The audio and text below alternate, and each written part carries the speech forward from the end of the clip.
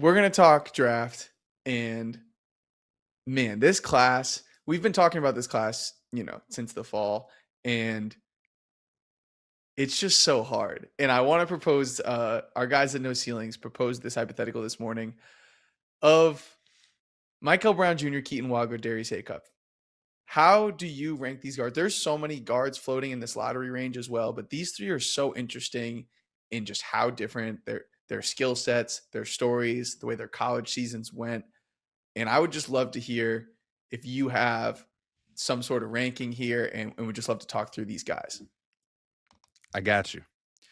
So I think for me, the thing that I would start with about all three of these guys is that there's some differences. And like a lot of other prospects in each and every draft class, where you go and who's drafting plays a big part in it. So I think the thing I'll start with like a Darius Acuff. When I look at a guy like Darius Acuff, I'm looking at somebody who I think would be one on my board out of this group if I was maybe like a blank canvas, so to speak. Like if if I'm Brooklyn, right? Like me and you, let's just say we're in charge of Brooklyn, and this was the three that we had to choose from. I think he would probably be number one on my list for a team like Brooklyn, just because I don't know, he just has a certain demeanor and game that I think would be a lot better predicated to a blank canvas type of team that's starting from like I don't want to say Brooklyn is starting from ground zero, but you kind of you catch my drift. They don't have as much infrastructure as some of the other teams that are picking around that situation.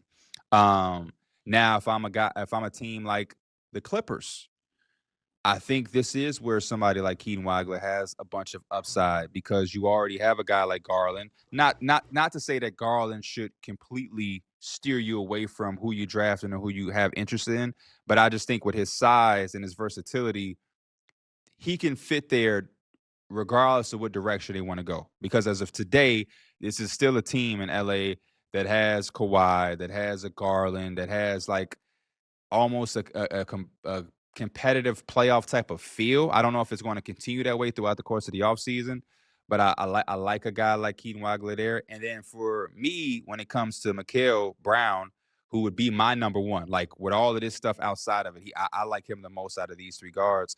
To me, he's just straight upside. Like I like him in so many different spots. As a fan of him, it might be dramatic, but I would love some world where he's able to fall to the Dallas Mavericks. I know that is a lot to ask for. There's a lot of teams that are going to be picking and probably intrigued with his talent and his upside.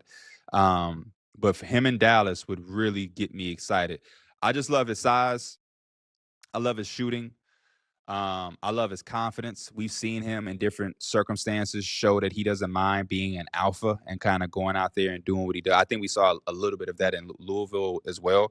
He played with some upperclassmen guards like Conwell and what's my guy name, the transfer shooter, McNeely. McNeely.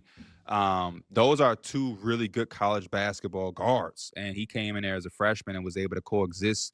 And again, on some nights, controlled the shots in the basketball as if he was, the same age as those guys.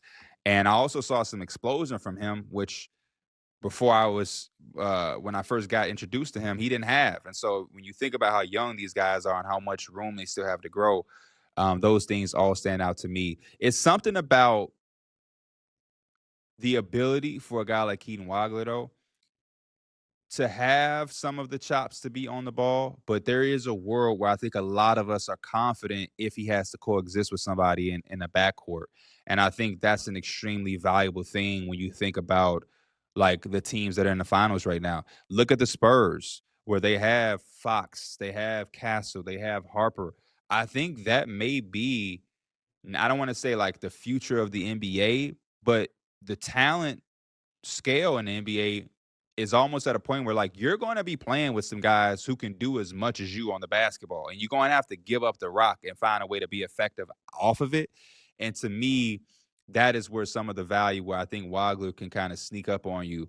But then it's also like, again, to my point with Acuff, not to just kind of be going all over the place, but if you are Sacramento and you don't, and you're kind of trying to gut up everything, how confident do you feel if Keaton Wagler is out there kind of by himself for the first couple of years, having to constantly create for himself and have the ball 85, 90% of the time? Do you feel confident with that? I think that's where you sway to Acuff, where he might not have as much ability or upside like Wagler or Brown to coexist in the backcourt with others, but he has enough upside to where if he's out there by himself, I think he can do just fine.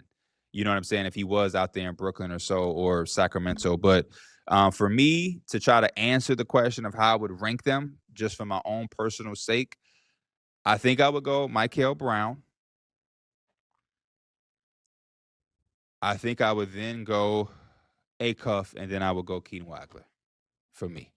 And again, I don't think it's a shot at Wagler because I think all of these guys are really good. Um, it's just something about I don't know. It's just something about the dog that Darius Acuff has. You know what I mean? When you talk about the undersized mentality, being an engine, being a guy, we watching a guy like Brunson right now, where he's just willing himself into like he's just willing himself like a mentality, a mode of just saying like forget everything else. Like I'm gonna just get it done. And I think for me, not to say that Acuff is Brunson, but the type of cloth he's cut from is very reminiscent of that. And I think that goes a long way for lead guards in the NBA. How you feel? Have you ever heard that saying of like the more or seen that chart of like knowledge in the sense of the more you know, the more you realize how little you know? Yeah, yeah, Like this, I've taken this draft cycle the most seriously than I ever have of like evaluating, yeah. right? And what's so interesting to me about it is in the years where I've just been a college basketball fan mainly, and like, sure, like by being a college basketball fan and being an NBA fan, you have opinions. But like in the past, I would just be like, you make a decision based off of college film and you kind of stand on that decision. But because all of these guys have such different cases, it's so hard for me to actually form an opinion of who I think like 5 years from now is the best NBA player because you just understand all of the layers to the different outcomes. So to kind of expand on that, like Mikel Brown was comes out of the FIBA stuff last summer as like kind of penciled in as a top, not penciled in as a top five, but expected to be a top five pick, right? Hmm. A 6'5" lead guard with all this shooting range, who can dunk on you, who can make all the high level processing reads, obviously more theoretical defensive upside with his wingspan and everything. And he is like Corey described when he was on the show a few weeks ago, like everything you're kind of looking for in a lead guard at this level. But he put stuff on tape at Louisville, and of course he had these back injuries, and there's intel to that side of just his health playing through that, or this whole character, not character concern might be strong, but just like him and Darren and guys like that, just them being in and out of the lineup has just made the evaluation more difficult. But like with these three guys, Mikel, like if this is 2K and I'm picking an archetype, like Mikel makes the most sense, right? Like the clearest, most logical upside case. Wagler on the other side of the spectrum, of course, in terms of his recruiting pedigree and his expectations coming in. And then there's clear concerns with him of his lack, like zero dunks is crazy as a 6'6" one and done, right? But and yes, you see him get knocked off his spot a bit and just not looking super explosive as a driver, but he was so incredibly effective. He's an elite shooter, his processing, and unlike Mikel and Acuff, there's a clear case for him of if he's not this superb on-ball creator at the NBA, that he can still be a hell of a player because of everything he brings to the table. So even though he might be the bust looking guy in terms of his athleticism case down the line, like he also to me seems like the highest floor because I don't really see with his character and his processing and his shooting and his size and his feel how he can miss, right? And then Acuff puts together the most ridiculous offensive small guard season we've seen in a long time in college basketball, right? He's another Calipari guard where he has this amazing track record, this tough Detroit kid, just chip on his shoulder. But then he puts this defense on tape that everyone's like, okay, he's a 6'2" small guard though. Like, is he worth taking this high in such a loaded class? Like, what if he isn't Damian Lillard, Kyrie Irving level offensive creator, and he's this huge negative on the defensive end? Can you justify taking it? So that's kind of like there's so many counter arguments to everything that I just said. And then when you talk about landing spots, right? Like to me, the most interesting thing about landing spots, like you said, is like Mikel and Acuff are the two that you kind of want to see them play through the growing pains of being a young player in the league and being on the ball a lot. But then you see something like Dylan Harper on the Spurs right now. You're like, oh, like people are saying, oh, do they need to trade this? It's like, no, they have three really good guards. You know, like it doesn't matter the way the NBA is. It's not about, oh, Harper can't progress because he's not on the ball a lot. And then you talk about like Brooklyn. It's like you just took Yegor eighth overall, this point guard. You took another point guard in the first round as well, too. So it's like, do you not like does taking a point guard mess with the development of him or even like a Danny Wolf type point forward? Sometimes I'm like, we're just thinking in circles of just with the idea of fit, like, do they get the ball enough? Sometimes I feel like that part can be overthink, but at the same time, the landing spot does seem so crucial to their success of like, you know, if Wagler's playing on the Clippers and they're a playoff team versus Mikel Brown in Sacramento, and he's just being one of these high usage young guards playing through a ton of mistakes, being inefficient. There's just so many layers to it, man. I do not envy the decision makers who have to actually make a pick, because 5 years later, you know, we might look back, oh, how could you not have taken Mikel over this like Yeah. unathletic, you know, big guard? Like obviously it was him, or like, oh, we overthought Acuff. Like he's so special. Or what if Acuff is like just trying to catch on? Nobody really wants him. Like we've just seen that with some of these guards that, you know, lately. So I threw a lot at you, but it's just such a mind meld, and I don't. It's hard for me to answer. But for the prompt, Wagler, Mikel, Acuff.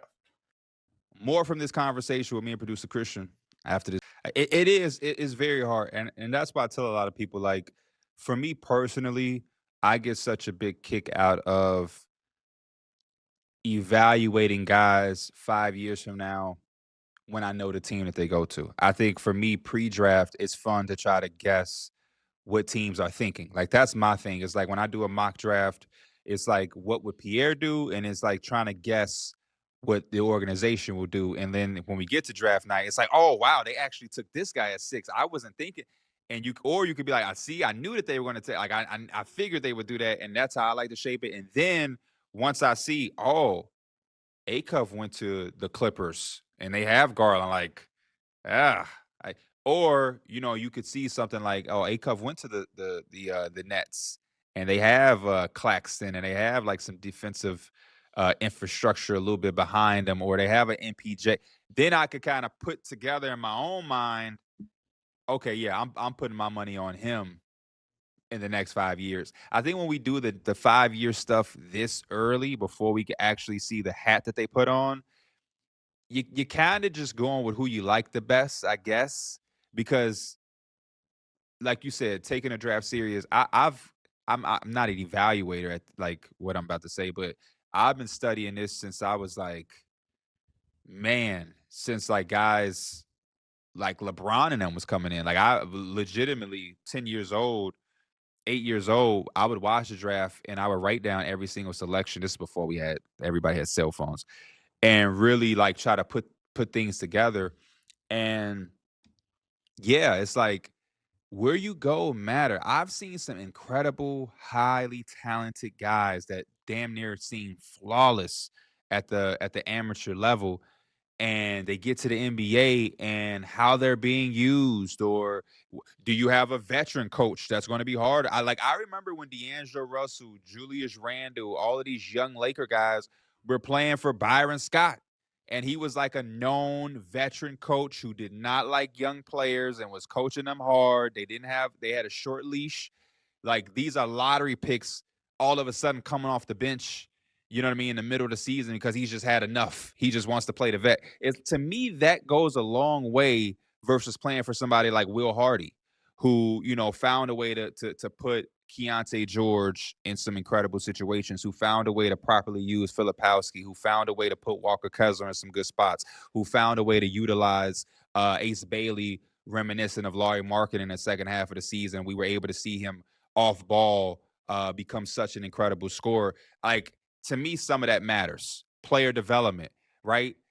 The Spurs, Stephon Castle being able to play with a Wemby, Dylan Harper learning and playing with a Fox and having a Castle to lean on and having a Wemby, that shoots up a lot of. So, Yeah, for me, where you go plays a very big part, and there are a lot of people that understand that, but I think there are some people who don't take that into consideration enough, in my opinion. So, I'm super excited for the draft. Like I said, I think me and you both, because we watch college basketball, not to take the easy way out, but we like a lot of these guys, and we like majority of these guys because you were able to see so much of them in the college basketball year.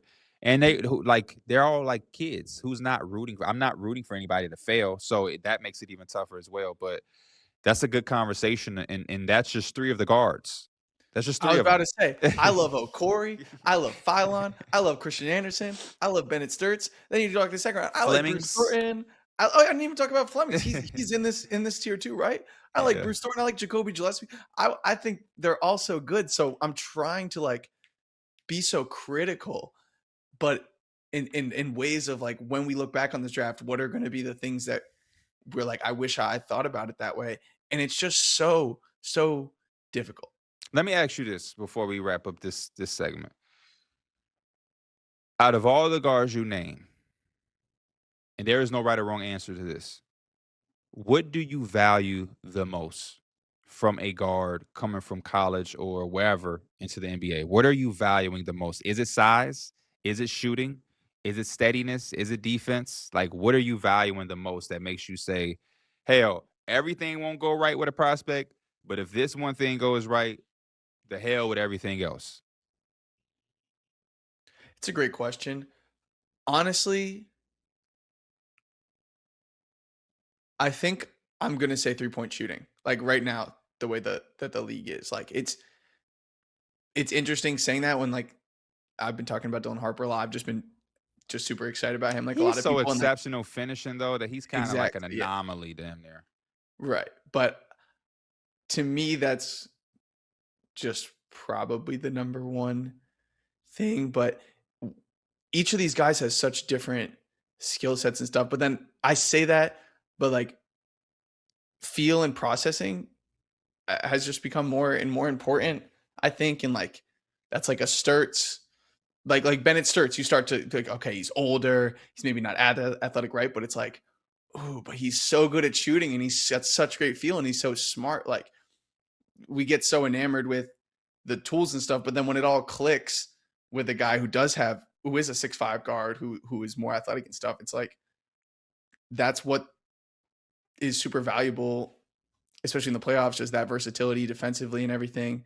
Um, I don't think I did a good job answering that question, but I guess It's a tough on shooting, the it just spot doesn't question. feel right. It doesn't feel right though. Do you have an Uh, answer?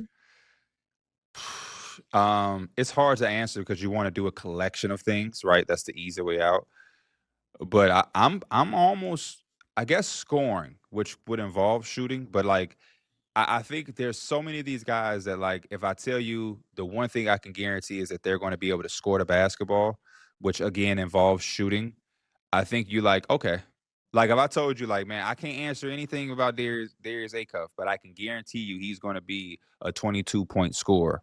You know what I mean? Like he's going to be able to do that. I think you kind of you gravitate to that more. I think if you have all of these questions on Mikel Brown, but I tell you he's going the scorer that you think he is, he's going to be. I think you don't even care about anything else. Keaton Wagler, he's going to score, whether that's on the ball, whether that's playing off of somebody. He's going to be a high level scorer. I think you put a lot of this other stuff to bed. You know what I mean? I think it's like okay, like if I knew Darius Acuff was going to be the scorer that he projects to be, I'll just live with the defensive woes. I'll just bite the bullet on that one. You know what I mean? Like the scoring in today's game at the guard position, it opens up so much, man. It opens up so much.